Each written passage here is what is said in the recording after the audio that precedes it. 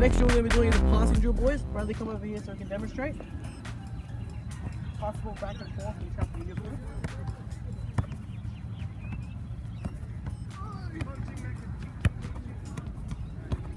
Okay, boys, so this drill, all I want you to do is pass the ball back and forth and try to keep control of the ball. Okay, boys, you can go. Are you ready?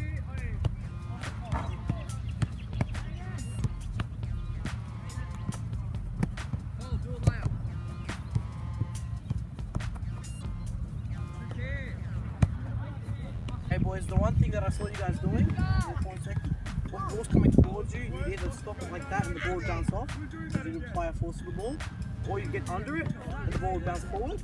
One thing you should be doing is when the ball comes to you is to decelerate it over a long period of time, like hold it, and you will have more control over the ball, and that will lead to a faster and more efficient play.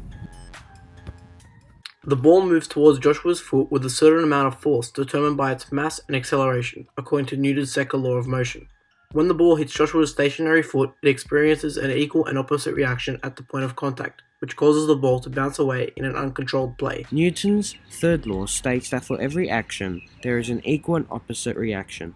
An example of this is in everyday life would be when you dive off a diving board, you push down on the board and the board springs back and forces you into the air. This can be related back to experimental work, such as the balloon rocket, because as the air is released from the balloon, it pushes against the outside air and the outside air pushes back, and as a result, the rocket is propelled forward. Now with the new information, go try it again. Try to do it better this time.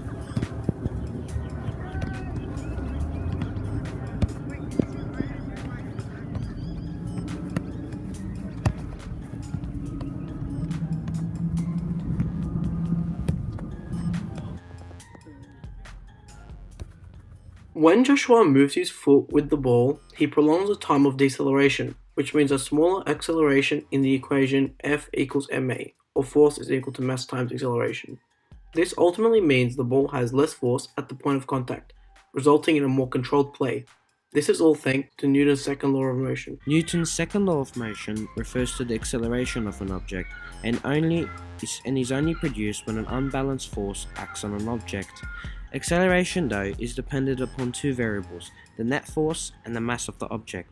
However, if the mass of the object was increased, the acceleration would decrease, although if the force was increased, the acceleration would increase. An example of this law is when pushing a shopping cart, as it requires less force to move a cart with less mass, however it requires more force to push a cart with more mass.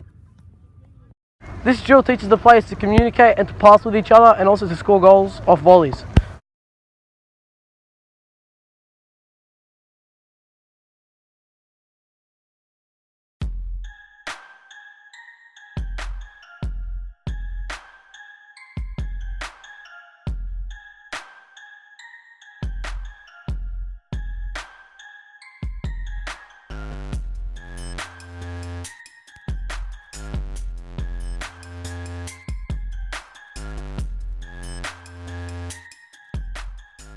Let's take a closer look at when Bradley strikes the ball. As the ball bounces in front of him, the ball has no momentum travelling towards the goal, or a velocity of 0. Bradley then continues to strike the ball with an extremely unbalanced force at the bottom right of the ball, sending it high and to the right with spin, breaking the ball's inertia. This sends the ball flying towards the goal with a curved trajectory due to the Magnus effect. The Magnus effect occurs when spin is applied to an object, in this case a ball. On one side of the ball, the air is moving with the ball, creating lower pressure, and on the other side, the air is moving against the ball, creating high pressure. The ball subsequently gets pushed to the lower pressure area, breaking its apparent inertia. This is all thanks to Newton's first law of motion. The first law of motion states that every object at rest remains at rest, and if in motion, it stays in motion with the same speed and direction unless acted upon by an external force. The object's tendency to remain at rest or maintain a constant speed is known as inertia, and it varies with mass. An example of this in everyday life is when a passenger in a moving car who is not wearing a seatbelt will be thrown forward as the car stops, although the person remains in motion, and this can be related back to the crash dummy experiment where the law of inertia explains the continued motion of the passenger. There are 3 different styles or ways of coaching. These 3 styles are known as authoritarian, democratic, and laissez-faire. Each style is unique and works in its own way, although they all have specific advantages and disadvantages to them. An authoritarian coach is one who is direct and specific. They know what they want done and instruct their players with power. A democratic coach is one who gives more freedom to his players and allows them to make decisions as a team.